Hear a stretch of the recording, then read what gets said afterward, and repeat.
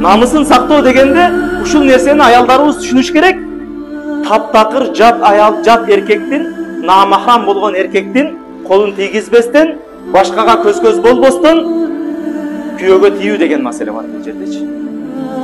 Себеп азыркы учурда ушундай модалар бар да, ушундай бир жаштардын арасында ушундай бир нерселер кеңири тарап кетти.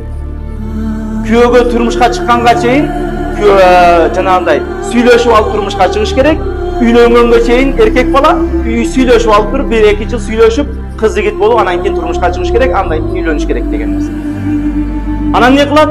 Келип 1 жыл, кыз 1 жыл, 1,5 жыл бирөө менен сүйлөшөт. Анан үйдөгү атасы бирөө менен убадалашып койгон болот, анан башка бирөөгө турмушка чыгып кетет. Канча жыл бул менен морожка жеп парк айланып жүрдү. Канча жыл бул менен жетелешип жүрдү. Канча жыл бул менен эрте менен күндө сүйөм күйөм, түндөсү жаттыңбы, турдуңбу деген болбогон нерселер менен алек болуп жүрдү. Анан башка бирөөгө турмушка чыгып кетти. Анан кандай бул аял өзүнүн намысын менен тийдим. Ошончосу менен сүйдүм күйдүм деп жүрүп, анан кантип намысым менен тийдим деп айтат. Ушул нерсеге дагы көңүл буруш керек. Ошон үчүн эмне? Качан аял киши ошол бирөөнүн никесине өтөт, андан кийин анын колун кармаганга уруксат. Ага чейин таптакыр бирөө ага сүйлөгөнгө, аны менен жүргөнгө, жетелешкенге, басканга, учурашканга шариат уруксат бербейт.